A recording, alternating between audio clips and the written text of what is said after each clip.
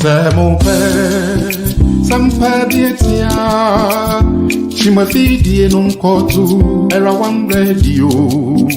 Samupe, Jumpadiatia, Chimafidi non kotu, era one radio. Oh, and you pamchima, Asam pamchima.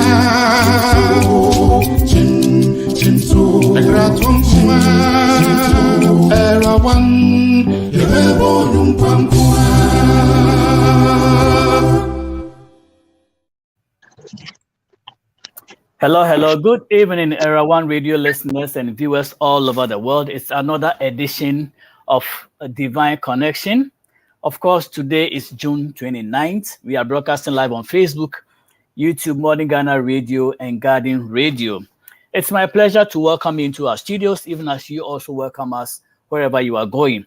Tonight is my pleasure and my singular privilege to reintroduce my honorable co-host, Reverend Nisaba Robert Akron, an IT lawyer, jack of all trades, and another jack of all trades in who mans our Ghana studio, Uncle Max Varden, a physicist, and he is all around. So it's my pleasure having these two gentlemen to help us discuss a very important topic. Tonight, we are looking at the series that we started. I mean, it's so difficult getting rid of this topic because there's so much information. It's full of nuggets, but we'll try at one point to bring a closure. But even that, we'll just let it lie for a few weeks and we'll come back because it's still meaty. Tonight, we want to look at the lessons that we can gain from the war that existed or between the Israelis and Philistines in the days of Saul, Samuel, and Jonathan. And we'll have a sub-caption. We want to look at which of these three we need more. Do we need the Jonathans?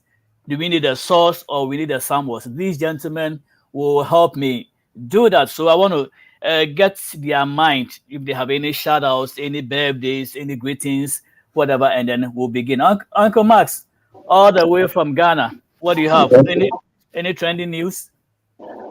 Well, I suppose the major news is the result of the recent by-election in Asin North, in which a defined population decided to elect the candidate who was facing a possible jail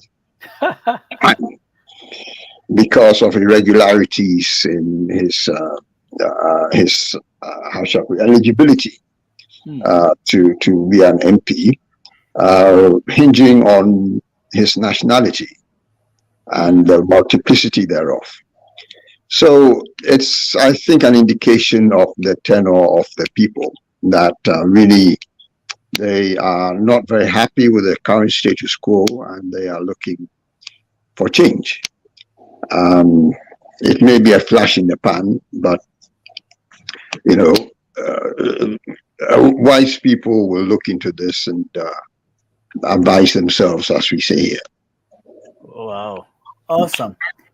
Well, let me ask you, a trending issue on what is going on with the young people. I know when we say young, these guys are younger than that. So, but then we're still the Sarkodie and the Yvonne Nelson stuff. Is it ending or the saga is still on? Are they ending? Because looks as if one wrote a book and one rapped, and it's become a messy situation. Are we going to see an end very soon, or is it going to continue? Well, the problem with slinging mud is that everybody gets dirty. Nobody comes out clean. And I think that's a lesson that we have yet to learn, that sometimes you need to just let sleeping dogs lie. So it is continuing. Doubtless it will come to an end at some point. No doubt some other more salacious gossip or scandal will emerge, and then this one will become old news. Yes. This will become old news. Okay, absolutely. All right, thank you, sir. Nisaba, what's up? I know I heard something about Ron DeSantis saying that if he gets to the White House, he's going to get rid of some departments, including education and treasury. Have you heard something like that? Yeah. It's a ranting of an idiot. Please, let's maintain our decorum here, please. That's the ranting of an idiot, I repeat. I mean, what is his reason for that? I mean, trying to rile the public as a way of attracting publicity, right? May in the short run work, but in the long run, it paints a picture of a reckless person, and who wants a reckless person to lead the nation. But I wanted to also say something on this Ghana election, the by-election. Yes, I agree with Uncle Max that that was a seeming repudiation of the current government. But I also think it shows the recklessness of the NDC leadership. Because what will make you think that because the guy wins the election, or the projection that he was going to win, will be the reason you put him up as your candidate when he had this issue going on at the Supreme Court?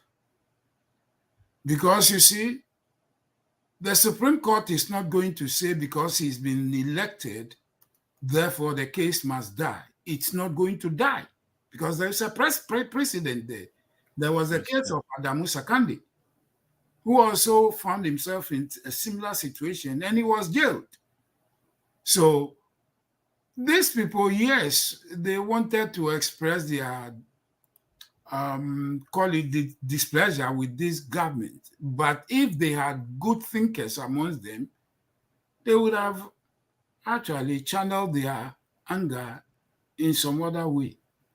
Maybe they could have asked for some other person, not the Kwesi, who most likely will be found guilty.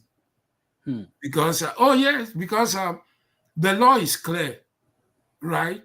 The law is clear. According to him, he filed his nomination to stand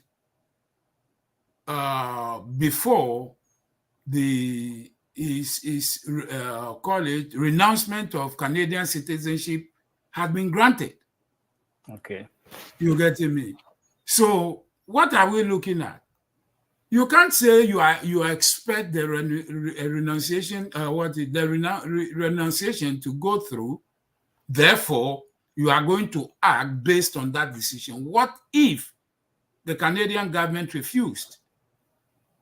You getting me? So, as far as I'm concerned, looking at the law, I think it was high recklessness on the part of the NDC leadership. Even if the guy has won, this case is not going away. The Supreme Court is not going to dismiss the case simply because the Kwesi has won. That's my take on it. Wow. Well, whoever was the runner-up should be praying that this thing doesn't happen so he can jump in anyway. Well, I mean, of course, then it will go to the NPP guy, but my point is NPP should have fiddled somebody else rather than the same person. Because he won the first time, the Supreme Court said, yes, he hadn't renounced the finalization of his renunciation of Canadian citizenship had not been made official. And he wasn't a dual citizen too. So he couldn't be sacked, or he was sacked and then cleared out, and the Supreme Court asked for his name to be expunged from the role of parliamentarians, right? And criminal charges were instituted against him. So what makes you think that just by refilling him and winning will cause the Supreme Court to quash his prosecution? That's for me. I haven't read much about the guy, but could he have used a dual citizenship, or it wasn't something he even looked at? Well, at this point, a dual citizen cannot be a parliamentarian, from what I understand, nor even become a president or a prime minister or hold a serious public office. Well, sorry. Yes, indeed. Oh, well. Well, there's another twist to this, actually, which is that apparently the electorate decided they would vote Quayson in, so that if he does go to jail, there will be another by-election. And from their point of view, there'll be more goodies. So they are looking forward to being wooed all over again by both parties. I mean, for me, that's again, I don't know, but if there were serious thinkers in NDC, right, they wouldn't have fielded J.T. Kwasi. They could have told him 2024 is just around the corner. You getting me? 2024 is just around the corner. Let somebody, because you are looking at something that is going to backfire on them Eventually. Anyway, well, all right. Let's keep our fire burning. Let me take the quick jingle, and then we'll come and tackle our topic in a jiffy.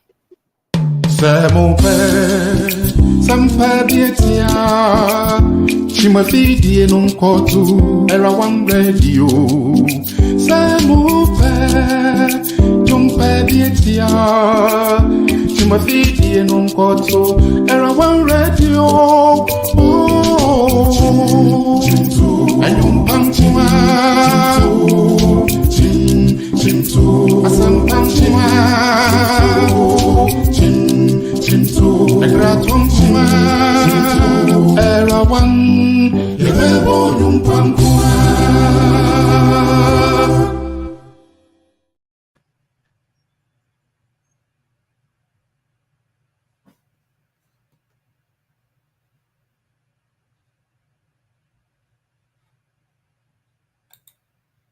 A026333, or if you want to text, it's 5109310946. We are broadcasting live on Facebook and YouTube. Please share this link with your friends and family and let them also continue to share. Well, last week when we met, we tackled the title, No Weapons for the Army. That is an army that went to war without weapons. There were only two of the fighting people that had weapons. That was the king, Saul, and his son, Jonathan. The rest were all weaponless, and they even had to go to their enemies' camp to go and sharpen their tools for their own family, which in contemporary times doesn't make too much sense. But that's what happened in the days of Saul. And so we'll look at, today we are looking at the experiences, what we can learn from this story. Of course, you know, when we meet on Divine Connection, we try to bring divinity into our human lives. We don't want to live only the divine life. We don't want to live only the human life. We combine the two. And when divinity and humanity meet, that is where there's an explosion of miracle and breakthroughs. So tonight we are looking at that. And of course, the two gentlemen, honorable learned men, are here to help us. All right, let's begin. Uncle Mas, let me start with you.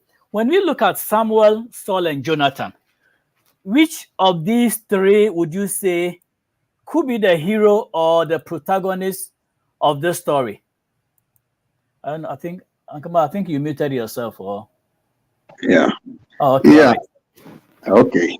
Well, that's a difficult question because none of them comes out with flying colors in the situation. You have the recklessness of Jonathan, who decides to attack a Philistine outpost with very small numbers and apparently not considering the backlash or the pushback that might follow that intervention. Then you have King Saul, whose lack of vision, foresight, preparation, whatever it is, has and got his country into a situation where they are dependent on the enemy, who are making incursions into their territory. And then there's Samuel, who evidently makes a promise that he's going to return within 7 days at a very critical time in the life of the Israelites, and then does not show up on time, forcing Saul, with his back to the wall, to do something that he wasn't really authorized to do. And unfortunately, this is a picture of human life today. where none of us is comes out covered in roses or smelling of roses in many circumstances, especially in the leadership echelons in Africa, whether it's military leadership, it's civil leadership, it's religious leadership. We all have sinned. And the story of Saul, Jonathan, and Samuel is a precursor to what is happening today. So how they resolve it, well, again, there should be lessons in that for us, and how they got into those situations in the first place are lessons we should have learned so that we avoid falling into those situations also. So if I heard you right, you are not voting for any of them as a protagonist. You don't like any of them as a protagonist. No, unless we are treating this story as a tragedy. In which case, then all of them qualify. So if we were to ask you to choose one of them to be your president, who would you go for? Oh dear, that's a tough one. you have to choose one. Am I allowed to cross the carpet and go to the Philistine side? That is unacceptable. That would be treason. That would be treason. Because he displayed a superior tactic and vision. And when it comes to treason, they say it's only treason if you fail. If you succeed, then it's you ensure your legitimacy that way. But wow. Pastor Kwong is a lawyer. Perhaps he can speak to that issue of treason versus legitimacy. This time, it looks as if Uncle Max is trying to dodge. Help us. Are you of the same view or you have a different perspective? Well, I have a different. I mean, the word itself is a technical term, protagonist. That means the hero of the story. But the hero of the story doesn't necessarily have to succeed.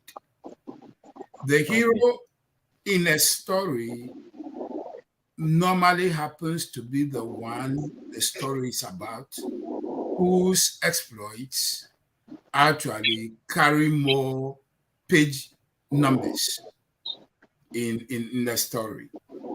So if we go by that definition, it will be Saul, right? But in terms of accomplishments, Jonathan stands tall. So the interesting to really do the hero analysis of a text, one of the things we must realize is that the hero must be seen with human attributes, either a great success story or an abject failure story. And here, it seems as if Saul would fall into the abject failure category. But Dr. Boison, the larger lesson to draw from this will be, was Saul a victim of circumstances?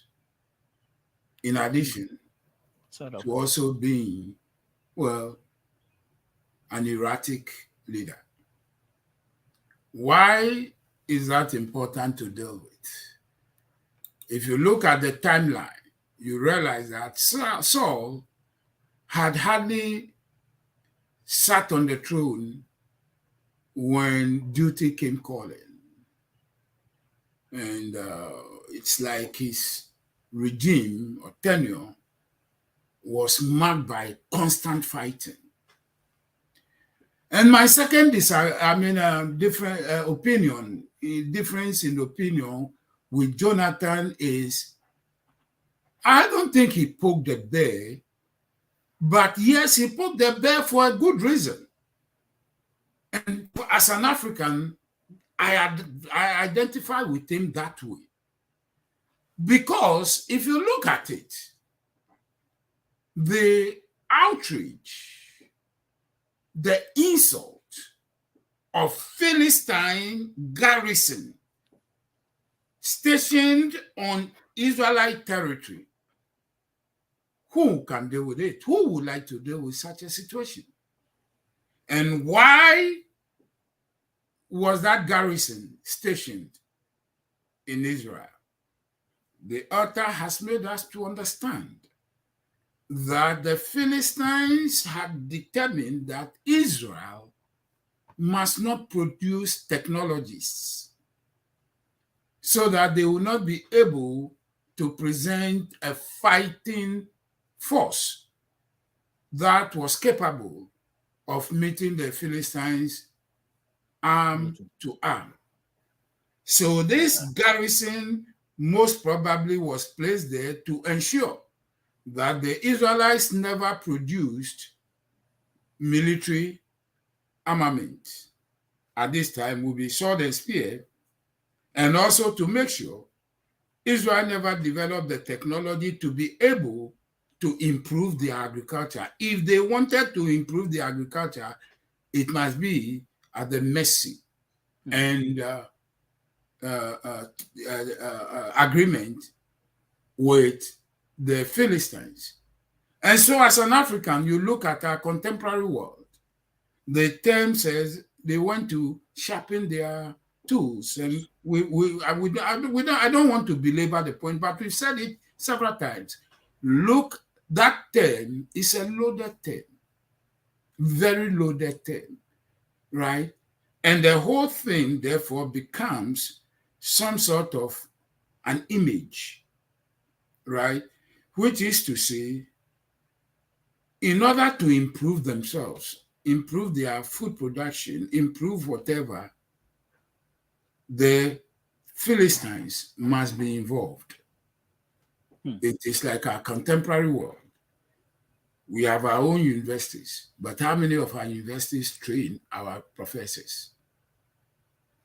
Are you getting me? So you have a situation where our own professors will go to the people who actually want us to remain in our current state to sharpen themselves. So who actually gets what our people are capable of? It will be the people we go to sharpen our tools from, which will be the West.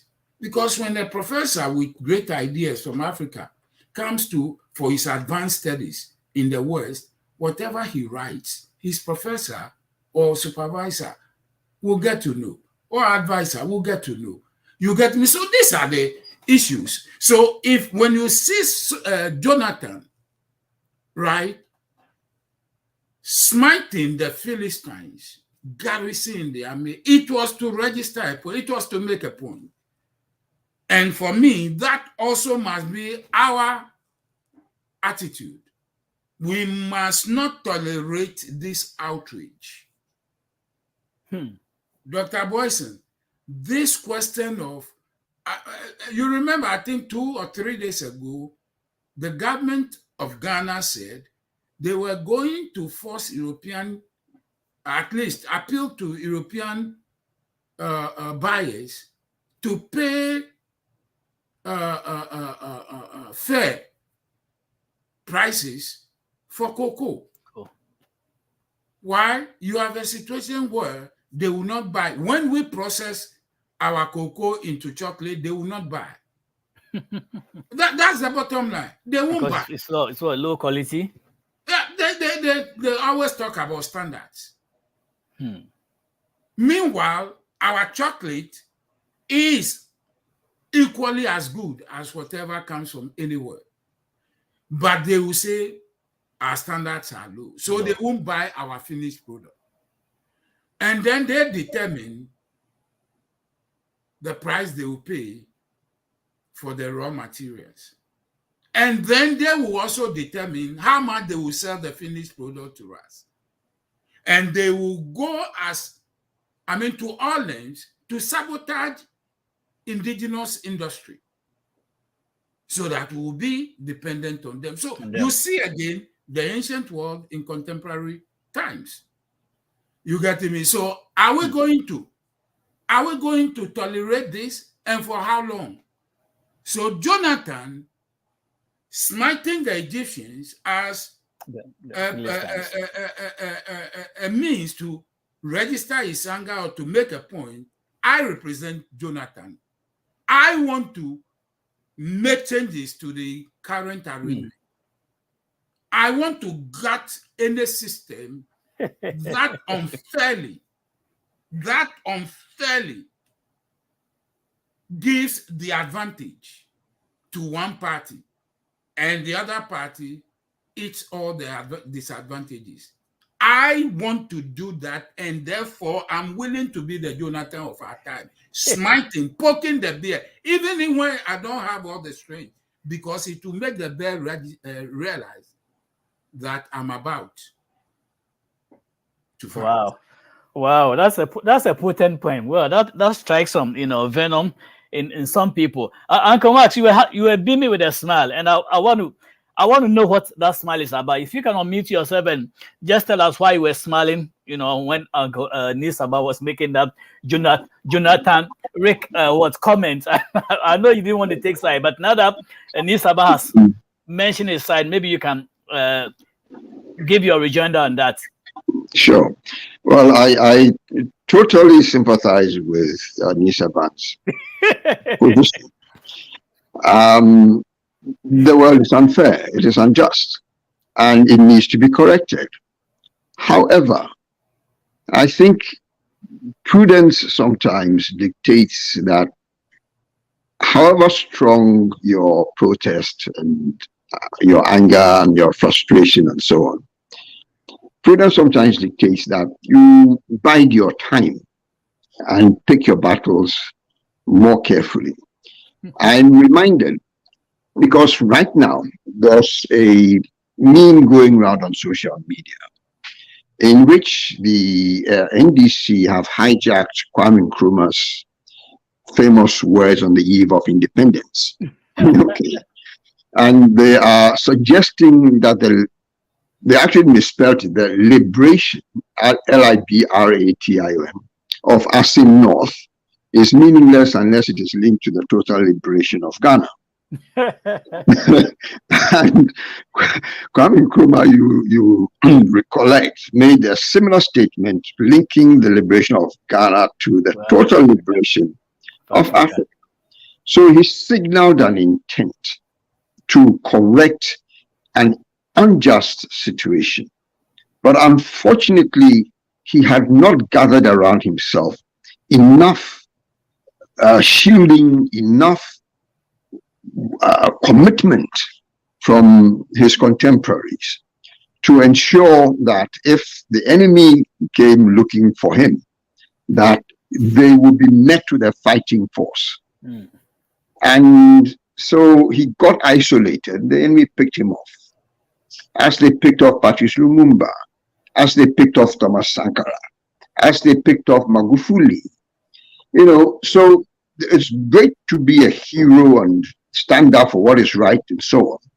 But at the end of the day, if you don't have the momentum of the people behind you, that heroism will be short-lived, and the status quo will revert, if not even worse than before.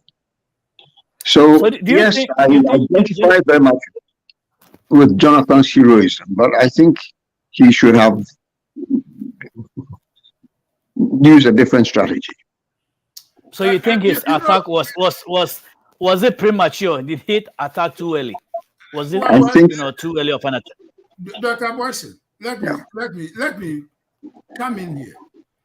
One of the founding fathers, Patrick Henry, said, give me liberty or give me I die. Right? And it was one of the major rallying cries. If you look at America at the time and the might of the British, there was no way one could, in fact, divine by any means that America was going to emerge victorious in that 1776 War of Liberation or Independence. You getting me? Because you see, the bully, your cries and your pleadings will not stop or appeal to the conscience of the bully. It is the nature of the bully to enjoy the suffering of the victim. The bully, okay. So how long? How long, Dr. Boison, can you imagine the Europe meeting in Berlin, 1884, and literally taking pieces of papers and putting it where they wanted and passing Africa, or are inhabited by people? You getting me? And then you have them coming, and then you have somebody like King Leopold of Belgium putting the quota on how much rubber had to be produced by the Congolese. If they couldn't meet the quota per day, the hands of the people were cut to make up. What do you think it was? You getting me? And so we are talking of over 100 years. We are approaching 200 years of subjugation. Oh, give me a break. I'm tired. I'm tired. And Dr. Boison, you see, now African theologians are actually beginning to realize, and I salute the foremost of them, Professor Kwame Bediako, the founder of the Acrophil Christola.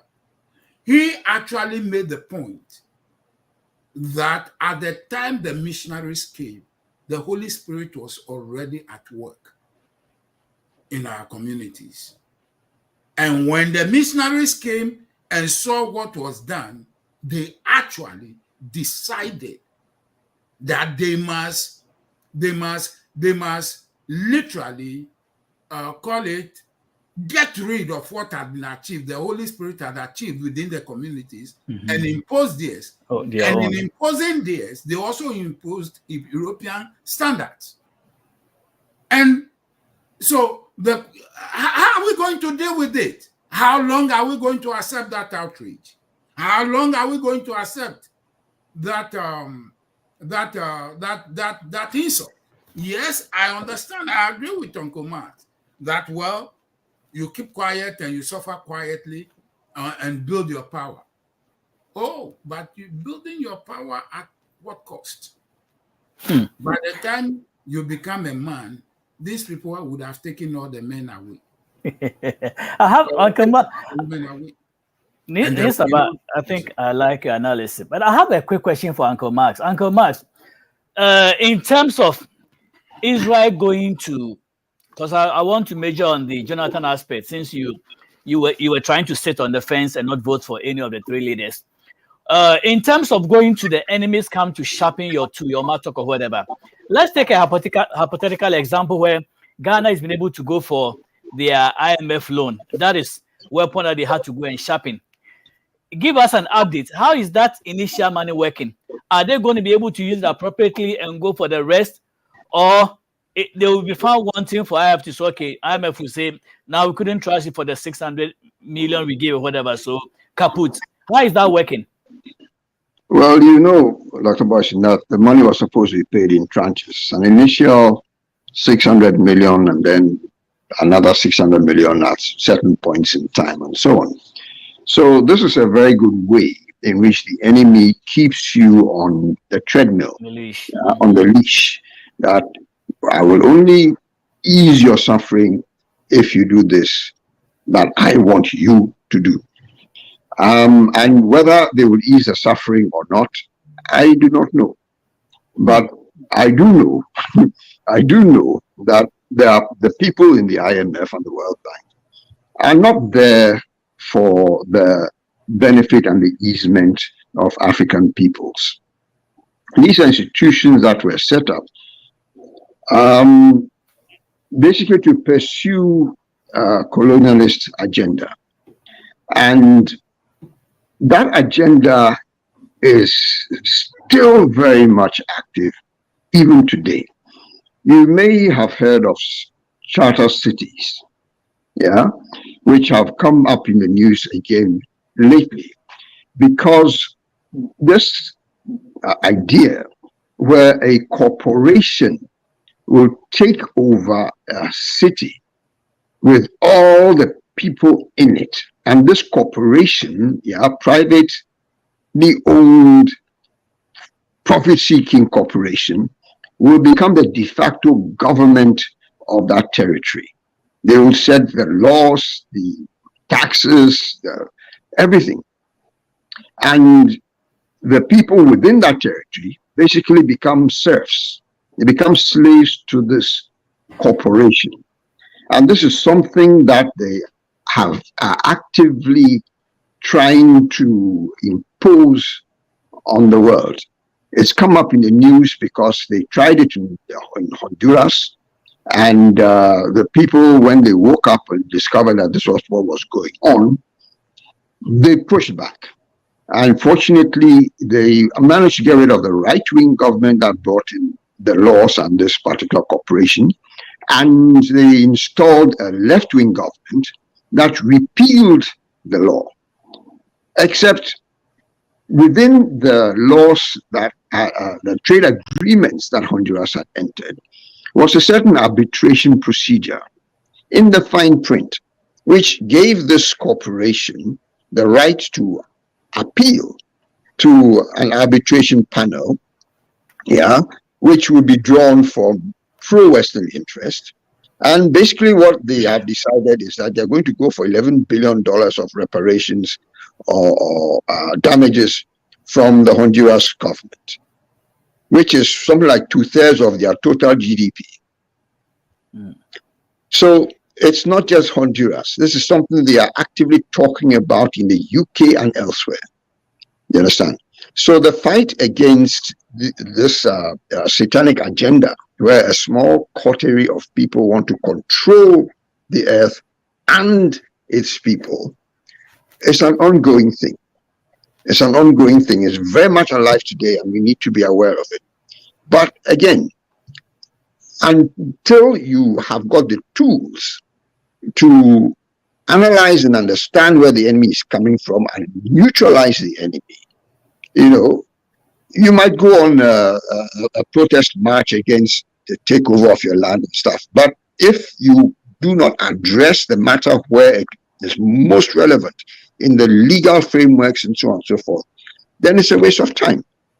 And this is all I'm saying, that one has to go into battle prepared and not just act out of frustration. You have to be prepared for the consequences that might follow from that engagement, and as far as possible, direct the consequences.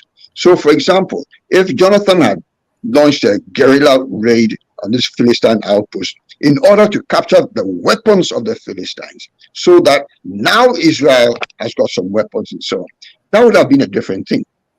You'd have been killing two birds with one stone. You signal your unhappiness, plus you get some arms and armaments that you can use to defend yourself. So all I'm saying is one has to be smart in engaging the enemy, because the enemy is not stupid. They didn't get to be preeminent by being stupid, So you have to give them some credit. They are thinking, they've got strategies and plans, and unless you are aware of them and can neutralize them, then you're going to lose. And this is part of our problem here in Africa. We don't think ahead far enough. If you look at the IMF, they are lending us a paltry $3 billion. We are sitting on gold worth trillions of dollars. Why are we begging? Because our politicians have decided to give away the gold for a pittance? It doesn't make sense. So strategically, we are on the wrong foot. We should be looking at our mineral acts and the way we cede the value of our mineral resources to foreign entities. And if we are able to do that, and we are to, strategically address this issue of ownership of the mineral assets, we would not need to go to the IMF. We would not need to go to Europe begging for interventions and so on and so forth on our behalf. It doesn't make sense. And this is where mind has to complement spirit and strength of character in order to do the right thing for the people and not just sell the people out for a little bit of money in one's pocket or one's party's pocket. Wow. Wow. I really appreciate it. I like that. It reminds me about the story of Jacob and Esau, where Esau being a hunter, of course, he was supposed to be able to fend for himself. But here comes this guy, the older son, who comes and begs for just a pot of soup and loses his birthright. And later on, we'll come to that one day again. But I appreciate we're going to take a quick break. And when we come back, what I'm going to do is I'm going to flip the script. I'm going to let Nisaba give us his dilemma in the story, or what kind of actually kicks him in the story. And then Uncle Max and I will react to it. And when we're done, I will let Uncle Max also give us his version, and Nisaba and I will react to it. Let's take a break and we'll be back. Me dindi acrobat. Me a businessman at the same time, so me sansu ye actor. Me nyata mpo en makwara sabia ekosi se dakro me ni me business for ehia ye meeting. Prekope me call off. Me unruhwi bio. Me no te me no na mo banahin specialist hospital. Wow, emfidie ni machine sa hodo na mu say yes hospital e bidi de biachi. Me hu say mayo kakra. Nanka me san contract bi eneya agibia. Na problem e bai ti kan buti mama akwahwe kura da masamba ka be ni beje ho pa oh men worry e person we treatment no and so your facility wa ha be bo na new business partners na ye meeting e da mo ase and hospital kwa na we awon na ye juma me ni mo ka say O peto ko hospital ya me kanfo bana hin specialist hospital ma ko na they are ready to help you.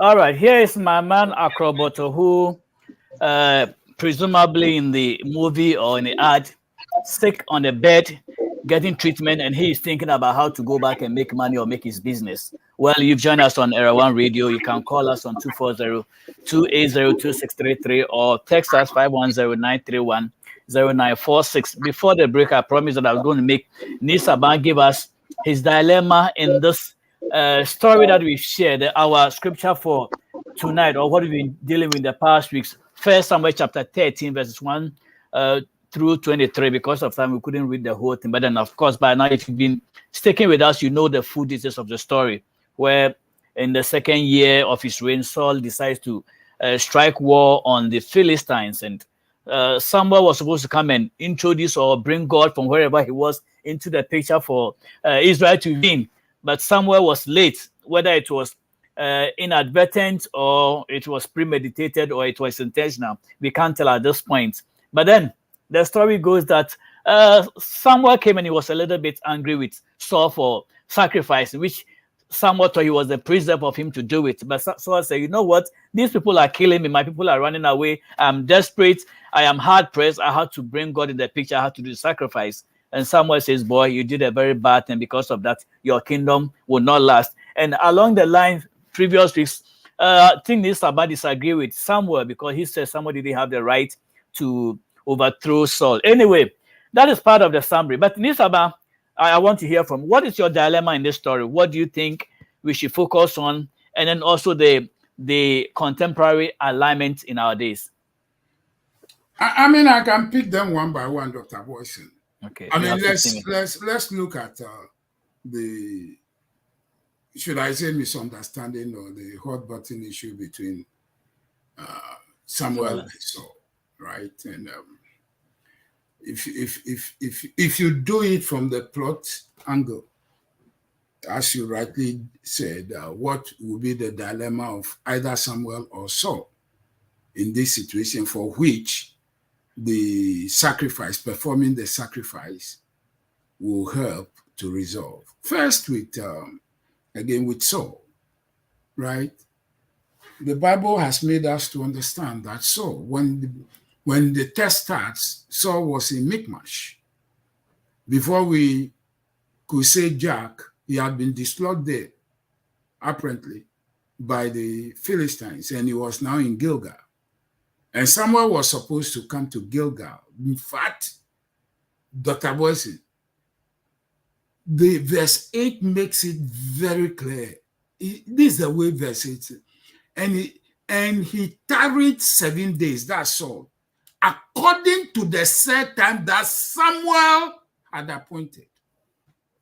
It was not even an agreement between the two. It was Samuel who appointed the time that he will be there in 7 days. We'll say it's African time, huh? Or African date. No. You see, the reason I'm saying that Samuel didn't have the sort of right he was trying to assume for himself. But one could understand where it was coming from.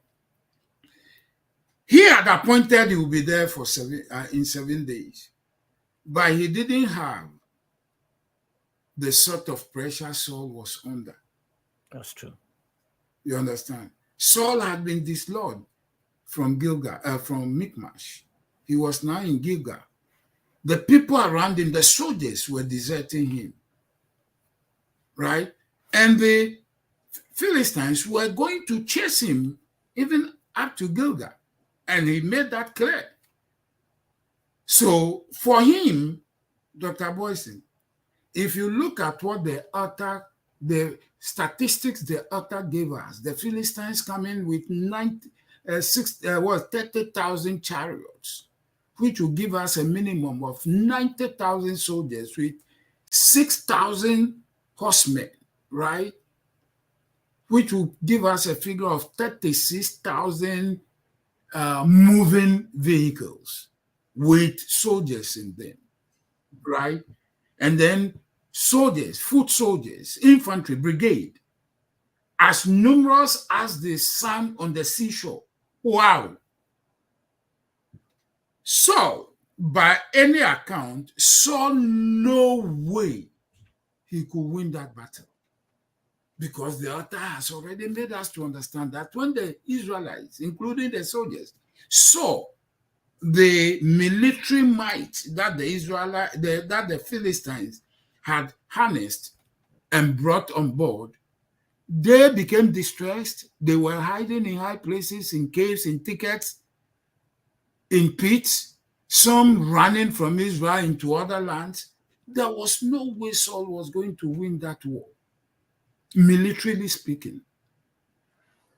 So for Saul, Dr. Boison, the sacrifice to God was the Hail Mary pass.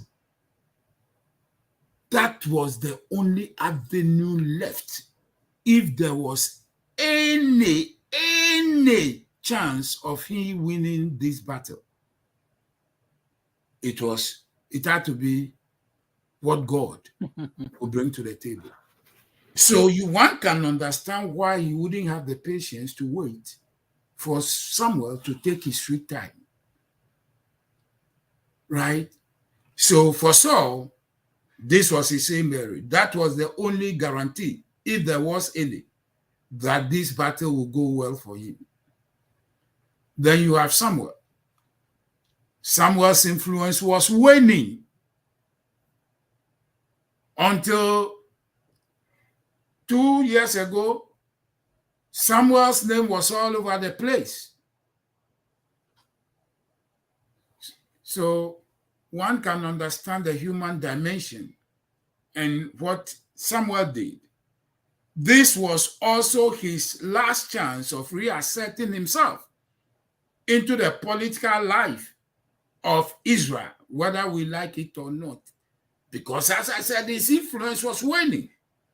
That influence, where he was the man of the hour, had gone to Saul.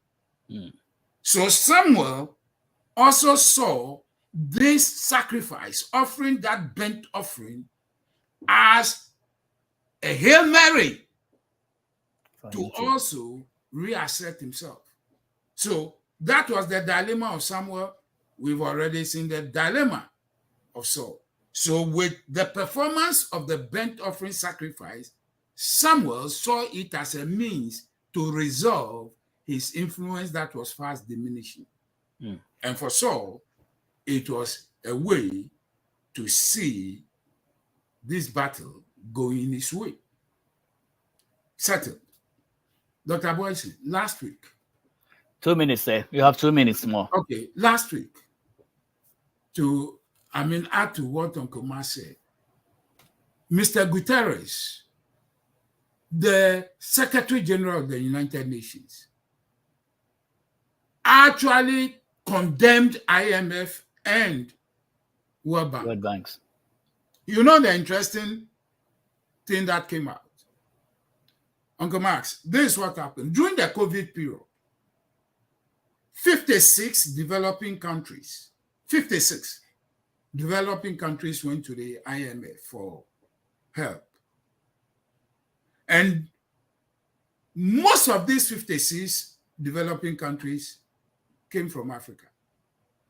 Dr. Boison, the IMF gave them $8 billion, all the 56 combined. Was it a gift or a loan? Loan, whatever, it was help, whatever, right? 56 countries, sovereign countries, with 1.2 billion people, they got 8 billion as what IMF was willing to give to them. At the same time, 7 developed countries also went to the IMF for help. 7 developed countries with a population of 722 million went to the IMF and they got $280 billion. You have to sharpen your tools. Are you getting 7 countries with a population of 722 million people got $280 billion, and 56 countries with a population of 1.2 billion people got 8 billion. If you work out the arithmetic, each person in any of the 56 countries got an average of $7. Whereas a person in any of the developed countries, the 7 developed countries, got over $300. Why the disparity? And then you pay the piper, you call the teams. and you know, the IMF and the World Bank, you know what they said, their excuse was, they said the laws that govern them were written, as Uncle Mas said, in colonial times. And therefore, at the time these laws were written, a lot of these countries, African countries, were part of the colonial systems.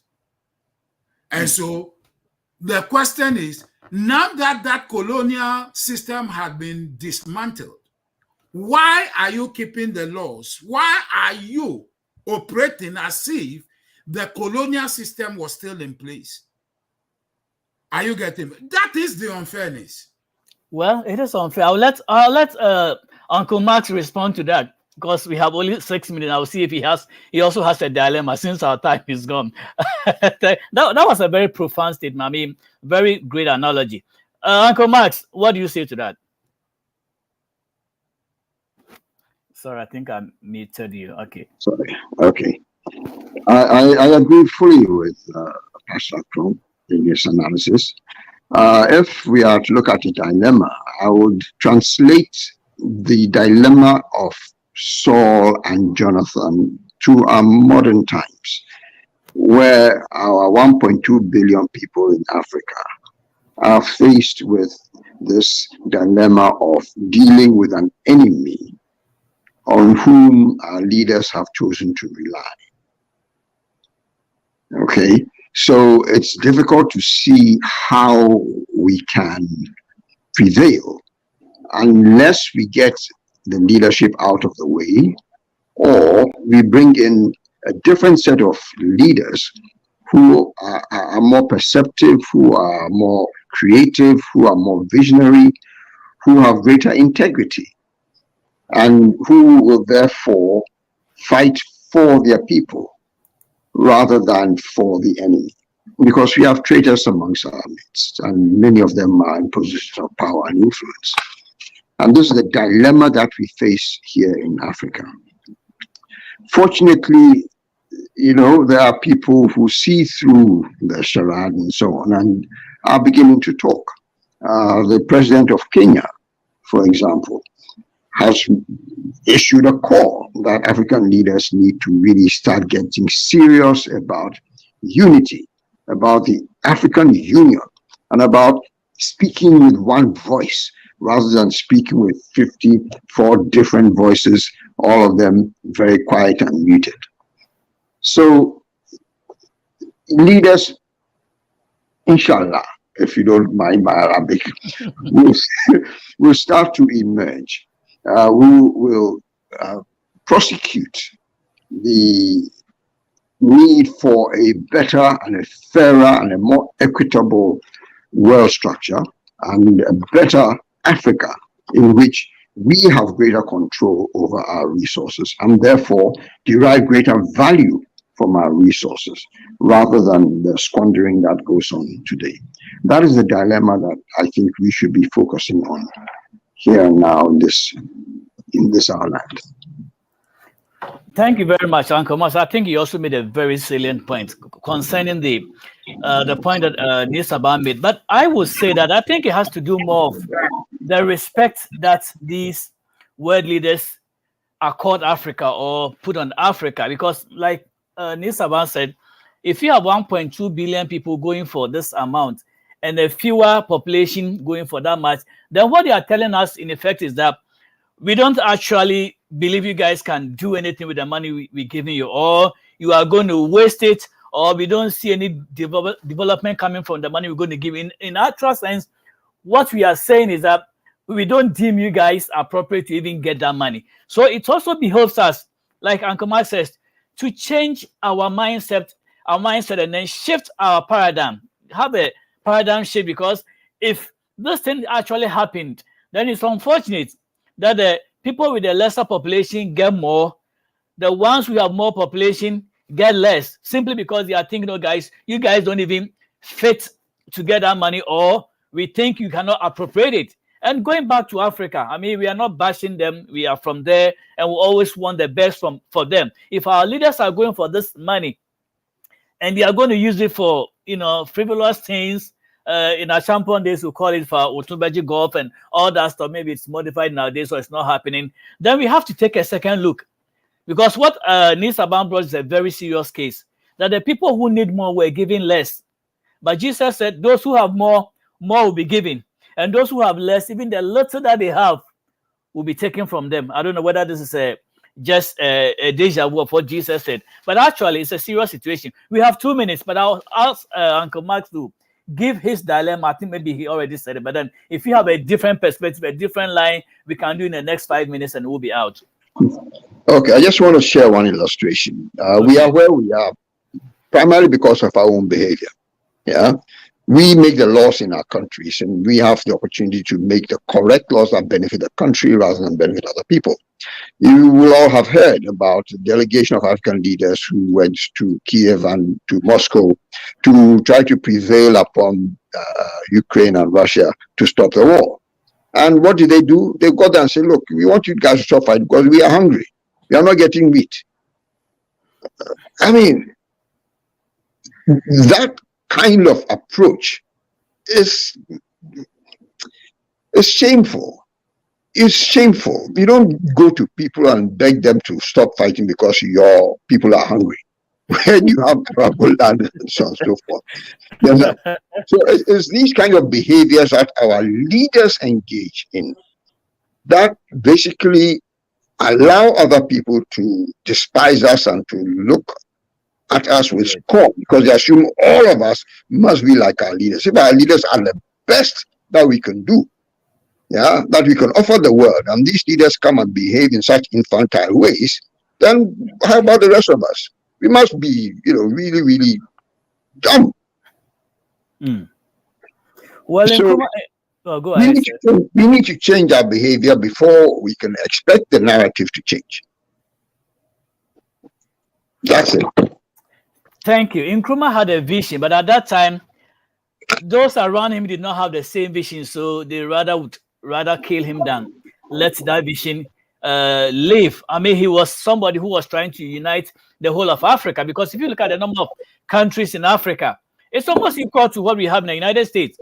All these states, California, Virginia, Florida, they are all separate states, just like countries in Africa.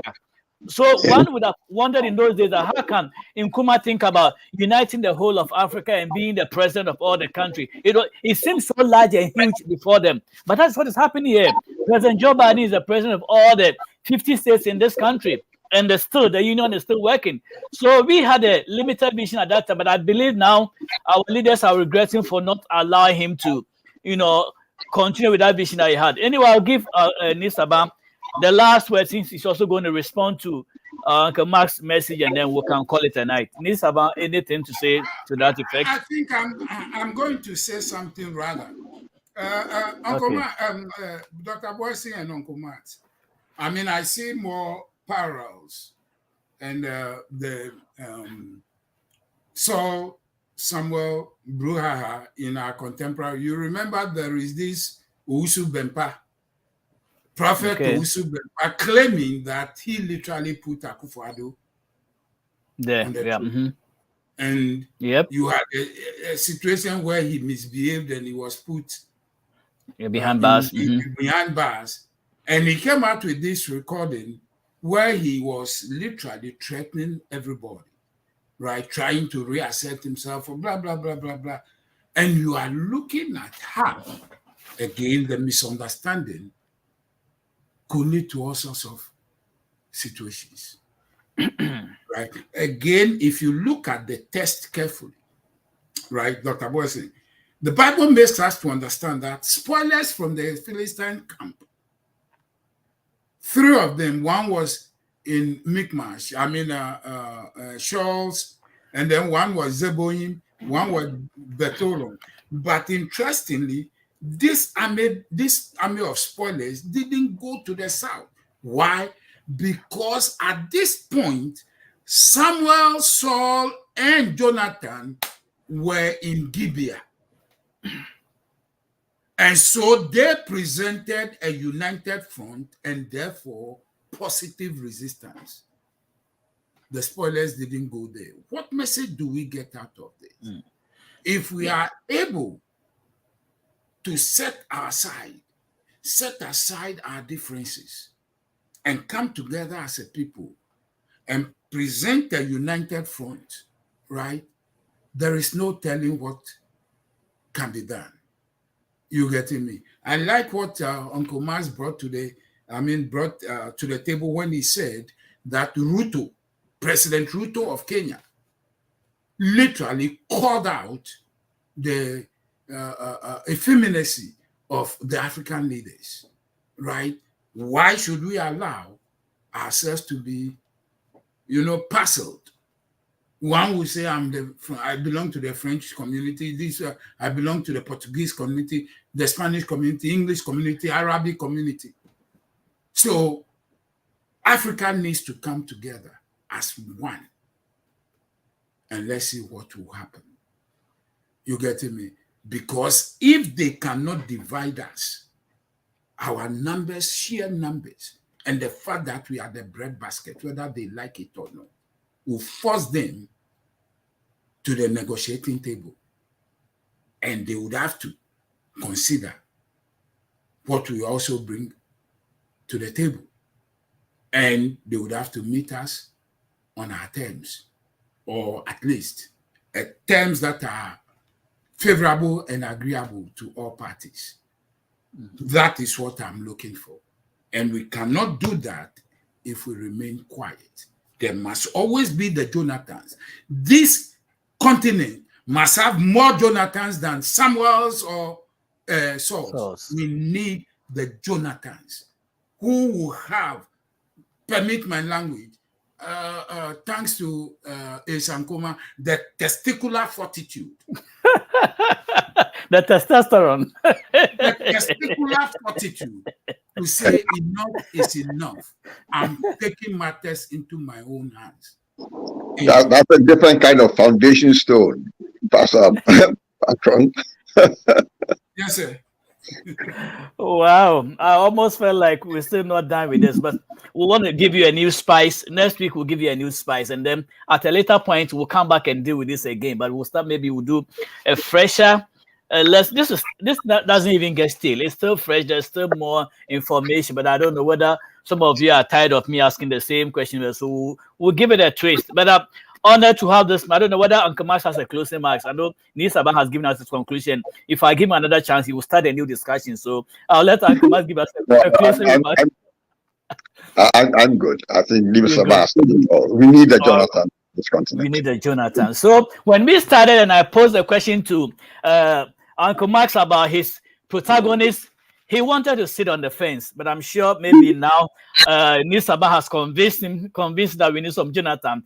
He didn't like any of the three people. He said all of them were riffraffs and they were all, excuse me, I'm just saying riffraff. But then he was just trying to say that all of them messed up. Jonathan was too ambitious, Saul was something else, and Samuel had the genes of some Africans in him. He was always late. If he hadn't been late, wouldn't have been where we are. So those of us who are every now and then late to occasions, please start with pen. Especially, at this point, as the host, let me say this to my African people. When we go for functions, I don't know why that is so. We tend to be too late. Each of us say to ourselves, oh, if I get there too early, there will be nobody there. So let me take my time and, get there. I was in some funeral programs last week, I think the week before, and the program was supposed to start at 7 p.m. People were showing up at 8:30, 9, and the few that were punctual, they were there on time. Others will say, oh, if I get there early, there'll be nobody there. Why don't we all say that if I get there by 7, there will be people there? So we all start and close on time. This African mentality is killing us. Someone had the same attitude. We don't know whether maybe he was offering something somewhere. He was praying for somebody. He was having an anointing service. That's why he delayed and he got there late. We don't know. But the text told us that he told Saul he was going to be there in 7 days. He couldn't make it. And Saul was also, desperate. He said, I have to bring God into the picture. And he also sacrificed and he ended up something. Let us begin to have a change of mind. Our mindset should change. When we change our mindset, people will respect us better. When we go to IMF and we are begging them, we are on our knees, that please give us some change. We can't do without you. Then they give us conditions. They will tell us how we should use the money they've given us that we are going to pay with Israel or interest. So we have to change our mind. And it's been established on this platform, on this divine connection with this gentleman, Nisaba and Kamas, telling us day upon day that we meet here. Let's have a change of mind. Let's have a fortitude. Let's have some Jonathans in our system. Let the testosterone kick in. And we will have the respect that when we go to IMF, they will not give us how much they gave us for 1.2 billion instead of the huge amount they gave for the numbers that these are quoted. Well, I forgot the statistic. But you listen to them and you know the disparity that existed. The people that had a greater population were giving less money, and those who had a lesser population were giving more. That is why Jesus, years and centuries ago, he said, those who have more will be given to them. And for those who don't have, even the little that they have will be taken away from them. On this note, I rest my case. Thank you for joining us. Uncle Max, thank you very much for staying late. I know it's about 11 o'clock in Ghana. Nisaba, you are here, so all of us is 7:09, so we can ball it up. Thank you very much. I will meet you again, same time, same place next week, and have a blessed evening. And Uncle Max, tell the kids who are fighting among themselves, the writer and the rapper, Yvonne Nelson and Sarko, they tell them to ease up, let them relax the fight, and let's argue about something else. Let's bring some development and start about arguing over who did those, who impregnated me, or who terminated, and all that. Let's look for bigger fights, and when we go to IMF, they will respect us and give us more money. Thank you very much, and have a blessed evening. All right, stay blessed. Bye bye. Thank you, Dr. Boison. Thank you, Pastor. All right, bye. Okay, bye bye. C'est mon père, ça me fait bien tiens. Tu me fais dire non kotu, era one radio. C'est mon père, tu me fais bien tiens. Tu me fais dire non kotu, era one radio. Oh, and you pam asam pam Chimtu, era one